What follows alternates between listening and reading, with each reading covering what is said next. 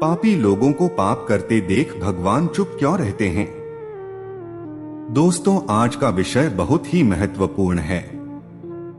यह वीडियो सबके लिए ध्यान से सुनना चाहिए और वीडियो में बताई गई बातों पर जीवन में अमल करना चाहिए। यह वीडियो लाखों लोगों की सोच बदलने वाला है। आपको इसे सिर्फ पूरा सुनना होगा और ध्यान से सुनना होगा। वीडियो का टाइटल है कि पापी लोगों को पाप करते देख भगवान चुप क्यों रहते हैं। दोस्तों, अक्सर हमने लोगों को कहते सुना है कि आदमी बड़ा अच्छा था, भगवान ने इसके साथ बहुत बुरा किया। कई जगह यह कहते सुना है कि अरे वह तो बड़ा दुष्ट और हैवान प्रवृत्ति का आदमी है, वह हमेशा लोगों के साथ अत्याचार करता है, भगवान उसे कभी दंड नहीं देते, वह तो धन दौलत से बढ़ता जा रहा है। आखिर यह सब भगवान को दिखाई नहीं देता क्या? भगवान अपनी आंखों के सामने पाप होता हुआ कैसे देखते रहते हैं? इस प्रकार तो लोगों का भगवान पर से विश्वास ही उठ जाएगा। दर्शकों, इसके लिए मैं आपको दो कारण समझाऊंगा कि भगवान पाप होते हुए कैसे देखते रहते हैं। तो चलिए पहले सुनते हैं ये छोटी सी कहानी। दर्शक बंधु, किसी गांव की बात है। उस गांव में भगवान विष्णु का एक बहुत ही सुंदर मंदिर बना हुआ था। मंदिर की देखभाल के लिए उसी गांव का एक व्यक्ति सेवक लगा हुआ था, जो सुबह शाम मंदिर की साफ सफाई करता था और दोनों समय स्नान ध्यान से निवृत्त होकर भगवान की पूजा अर्चना करता था। वह आदमी बहुत ही निर्धन और दुखी था।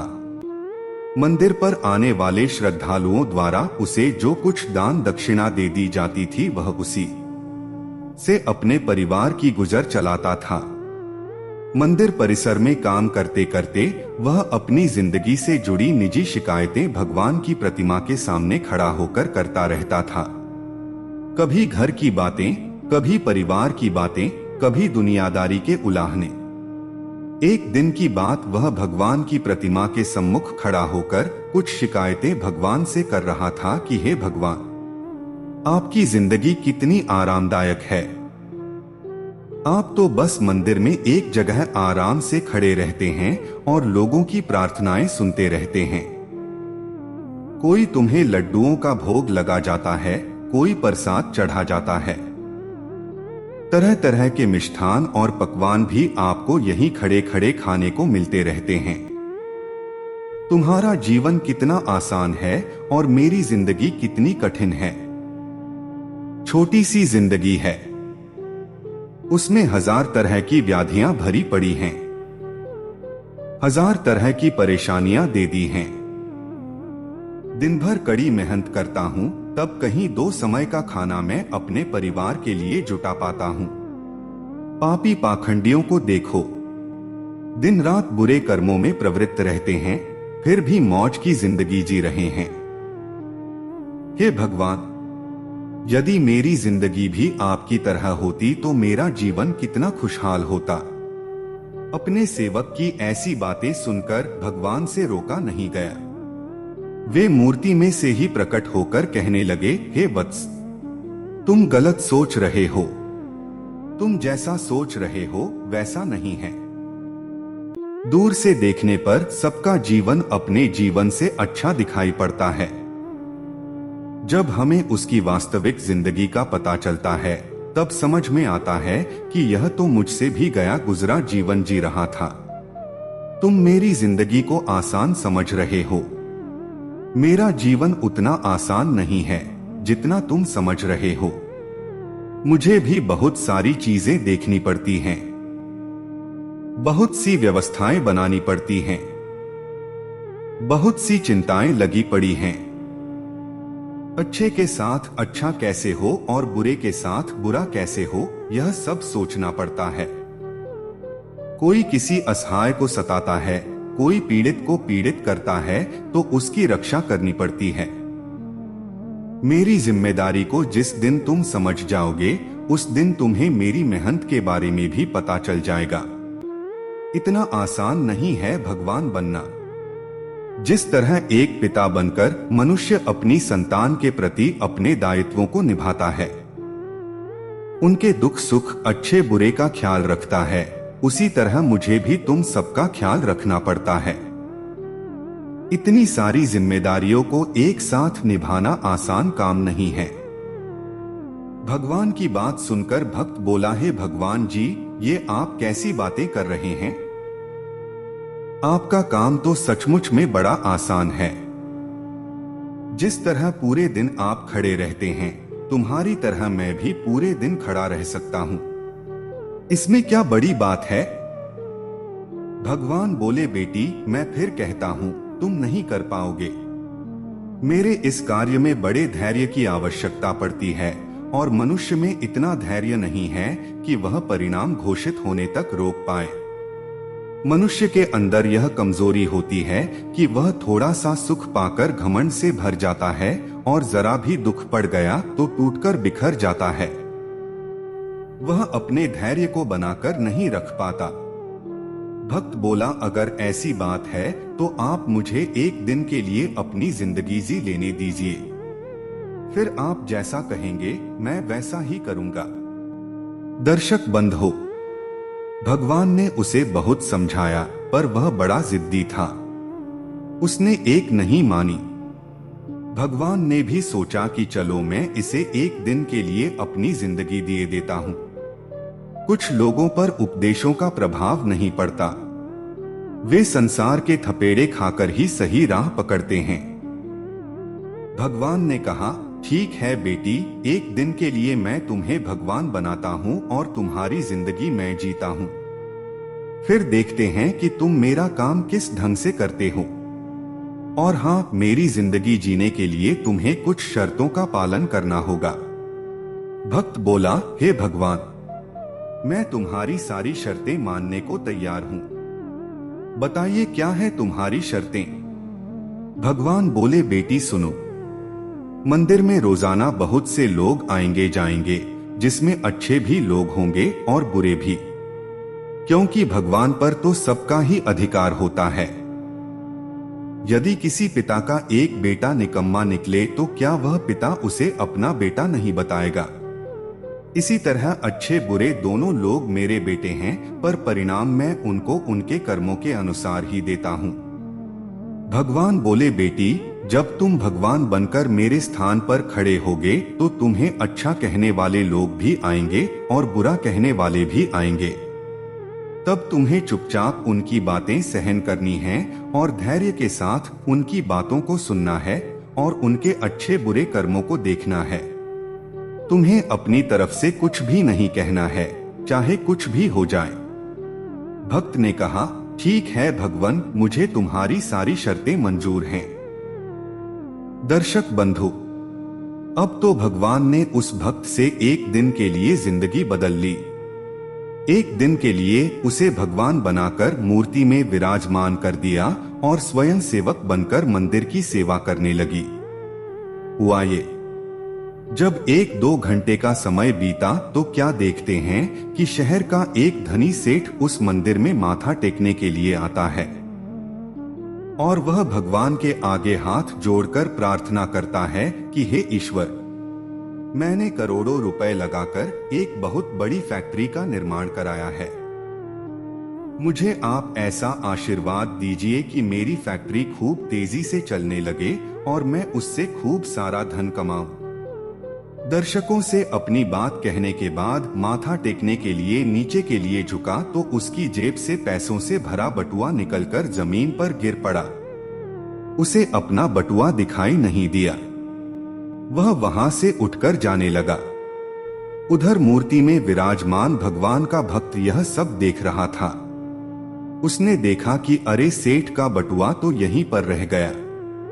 एक बार को तो उसके मन में आया कि क्यों ना इस सेठ को आवाज लगाकर उससे कह दूं कि उसका पैसों से भरा बटुआ तो यहीं छूटा जा रहा है। लेकिन फिर उसे भगवान की शर्त याद हो आई कि भगवान ने कहा है कि चाहे अच्छा हो या बुरा, तुम्हें बोलना नहीं है, तुम सिर्फ उसे देखते रहना। यही सोचकर भगवान बना हुआ वह भक्त चुपचाप खड़ा देखता रहा। तभी उस मंदिर में एक बड़ा ही गरीब आदमी आता है। वह गरीब आदमी भगवान की प्रतिमा के सामने खड़ा होकर कहता है, हे भगवान, मैं बहुत गरीब आदमी हूं। इस गरीबी में मैं बड़े दुख का जीवन जी रहा हूं। परिवार का पेट पालना भी मुश्किल हो रहा है। घर में मां बीमार है, उसके लिए इलाज के लिए पैसे नहीं हैं। कहां से व्यवस्था करूं? कुछ समझ नहीं आ रहा है कि आगे का जीवन कैसे चलेगा। आज मेरी जेब में मात्र 10 रुपए हैं। इनसे तो ना एक समय का राशन ही आ पाएगा, न मां की दवाई। कुछ कृपा कर दो भगवान, जिससे मेरी जरूरतें पूरी हो जाएं। दर्शक बंधु, इतना कहकर वह आदमी वहां से जाने को हुआ। तभी उसकी नजर पैसों से भरी उस बटुए पर पड़ी। उसने झट से बटुआ उठा लिया और उसमें बहुत सारे पैसे देखकर वह मन ही मन खुश होने लगा और भगवान को धन्यवाद देने लगा कि हे भगवान, आप वास्तव में बड़े महान हो। आपने मेरी प्रार्थना इतनी जल्दी ही सुन ली। इन पैसों से अब मैं अपने परिवार के लिए राशन की व्यवस्था करूंगा और मां का इलाज कराऊंगा। दर्शक बंधु, भगवान को धन्यवाद देकर वह वहां से जाने लगा। उधर भगवान बनकर प्रतिमा में समाया हुआ भगवान का भक्त सोचने लगा कि अरे, यह बटुआ तो सेठ का है और यह गरीब आदमी उसे उठाए लिए जा रहा है। एक बार को तो उसके मन में आया कि आवाज देकर इसे बता दूं कि यह बटुआ उसका नहीं बल्कि सेठ का है जो उसे लिए जा रहा है। लेकिन तुरंत ही उसे भगवान की वह शर्त याद हो आई कि भगवान ने तो मुझे बोलने के लिए मना किया है, इसलिए वह चुपचाप मौन बनकर खड़ा रहा। गरीब आदमी के जाने के बाद मंदिर में एक व्यक्ति और आता है। वह तीसरा व्यक्ति एक सैनिक था जो 1 महीने के लिए युद्ध पर जा रहा था। वह मंदिर में भगवान से इतनी प्रार्थना करने आया था कि उसकी यात्रा सुरक्षित रहे। वह 1 महीने के बाद सकुशल अपने घर लौट आए। वह सैनिक प्रार्थना कर ही रहा था कि इतने में वही व्यापारी कुछ पुलिस वालों के साथ मंदिर में दाखिल होता है, जिसका पैसों से भरा बटुआ मंदिर में छूट गया था। सेठ ने पुलिस से कहकर उस सैनिक को पकड़वा लिया और बोला, साहब, मेरे बाद मंदिर में यही व्यक्ति आया है, इसने ही मेरा बटुआ चोरी किया है। पुलिस वालों ने उस सैनिक को गिरफ्तार कर लिया और उसे पकड़कर ले जाने लगे। यह बात भगवान बने हुए भक्त को बिल्कुल भी हजम नहीं हुई, क्योंकि वह सैनिक तो बिल्कुल निर्दोष था। बटुआ तो वह गरीब आदमी लेकर गया था। भगवान बने हुए भक्त को अपने सामने होता अन्याय का काम पसंद नहीं आया। वह भगवान की शर्त को याद करके चुप रहना चाहता था, क्योंकि भगवान ने उसे बोलने के लिए मना किया था। लेकिन वह उस अन्याय को मौन रहकर देखना भी नहीं चाहता था। वह जानता था कि उसके चुप रहने का मतलब है कि एक बेकसूर आदमी को सजा हो जाएगी। उसे रोका नहीं गया। वह बोल ही पड़ा, हे सेठ, तेरा बटुआ इसने नहीं चुराया है। तेरा बटुआ तो इससे पहले मंदिर में आया एक गरीब आदमी चुरा ले गया है। मैं भगवान हूं और मैंने सब कुछ देखा है। दर्शक बंधु, अब भला पुलिस वाले भगवान की बात क्यों न माने? उन्होंने तुरंत सैनिक को छोड़ दिया और उस गरीब आदमी को पकड़ लाए। उससे सेठ का बटुआ भी छीन लिया। वह बेचारा बड़ा निराश हुआ। उधर जब एक दिन का समय पूरा हुआ तो भगवान मंदिर में आई। उधर भगवान बने हुए उस भक्त ने पूरे दिन का घटनाक्रम भगवान को सुनाया और बड़े गर्व से कहा कि हे भगवान, आज मैंने एक सैनिक के साथ हो रहे अन्याय को होने से रोक लिया। देखिए, एक दिन भगवान बनकर मैंने कितना महत्वपूर्ण कार्य किया है। भक्त की बात जब भगवान ने सुनी तो कहने लगे, वत्स, तुमने न्याय नहीं अन्याय किया है। तुमने उस गरीब आदमी को पकड़वाकर उसके परिवार के मुंह से भोजन का निवाला छीना है। उसकी बीमार मां का इलाज होने से रोका है। यह तुमने बहुत बड़ा अन्याय कर दिया है। वह सेठ बड़ा अधर्मी था। उसने पाप कर्म करके करोड़ों की दौलत छोड़ी है। गरीबों का पेट काटकर उसने उन पैसों को जमा किया है। यदि उसका बटुआ छूट गया था तो क्या हुआ, कम से कम किसी गरीब का कुछ भला हो जाता और उस सेठ के कुछ पाप भी कम हो जाती। तुमने उस सैनिक को बचाकर भी बहुत बड़ा अन्याय किया है। वह सैनिक अपने राजा के साथ युद्ध में जाकर एक कमजोर देश का राज्य हड़पने वाला था। जानते हो उस युद्ध में कितने निर्दोष मारे जाएंगे। तुमने उसे बचाकर अन्याय किया है। भक्त को भगवान की बात सुनकर बड़ा पश्चाताप हुआ। कहने लगा, भगवान, मैं तो वही देख पा रहा था जो मेरी आंखों के सामने हो रहा था। उसके पीछे की सच्चाई कुछ और होगी, यह मैं नहीं देख पा रहा था। कहने लगा, भगवान, दुनिया को सिर्फ आप ही चला सकते हैं, क्योंकि आप जीवन के हर पहलू को अच्छी तरह से देखभाल कर कार्य करते हैं। आप जो करते हैं अच्छा ही करते हैं। गलत तो हम हैं जो जीवन की वास्तविकता को समझ नहीं पाते, उससे पहले ही आप पर दोषारोपण करने लगते हैं। जब हमारे साथ कुछ गलत हो रहा होता है या हमारे हिसाब से कुछ नहीं होता है तो उस समय हम अपना धैर्य खोकर भगवान पर कटाक्ष करने लगते हैं, उन्हें दोष देने लगते हैं। हम यह समझ नहीं पाते कि हमारे साथ हो रहे गलत कार्य में भी भगवान की कोई न कोई योजना छुपी हुई होती है जो आगे चलकर हमारे लिए हितकर साबित हो सकती है। समझदारी इसी में है कि हमें गंभीरता पूर्वक कार्य के अगले पिछले परिणाम को सोच लेना चाहिए। यदि आपके साथ आपकी मर्जी के अनुसार कुछ नहीं हो रहा है तो उसमें भगवान की मर्जी समझना चाहिए, और भगवान जो करता है वह अच्छा ही करता है। दर्शक बंधु, अब बात करते हैं उन दो कारणों की जिनकी वजह से भगवान पाप होते हुए देखकर चुप रहते हैं। पहला कारण तो यह है कि भगवान तब तक आपकी मदद नहीं करेंगे जब तक आप दुनिया वालों पर आश्रित रहेंगे। जिस दिन आप भगवान पर निर्भर हो जाएंगे वे आपकी मदद के लिए जरूर आएंगे। दुनिया वालों पर और परिवार वालों पर आश्रित होने के कारण भगवान ने द्रौपदी की भी लाज नहीं बचाई थी। जब तक उसे लग रहा था कि मेरे बुजुर्ग भीष्म पितामह, द्रोणाचार्य, कृपाचार्य, विदुर और मेरे 5 शूरवीर पति मुझे अपमानित नहीं होने देंगे, तब तक उसने भगवान को याद नहीं किया और न तब तक भगवान श्री कृष्ण ने उसकी मदद के लिए आगे आई। वे तो इंतजार देख रहे थे कि द्रौपदी कब अपने परिवार वालों को भुलाकर मुझे पुकारे और मैं जाकर उसकी लाज बचाऊंगा। और हुआ भी यही।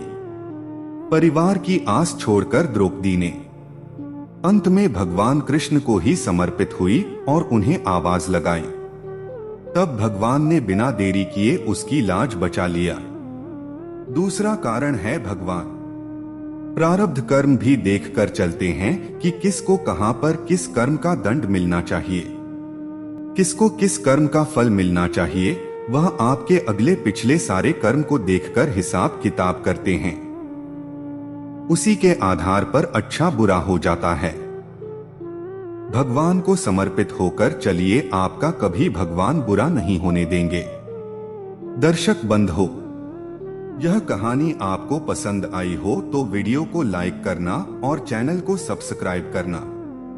मिलते हैं अगली कहानी में नई ज्ञान चर्चा के साथ। आप सभी दर्शकों का बहुत बहुत धन्यवाद।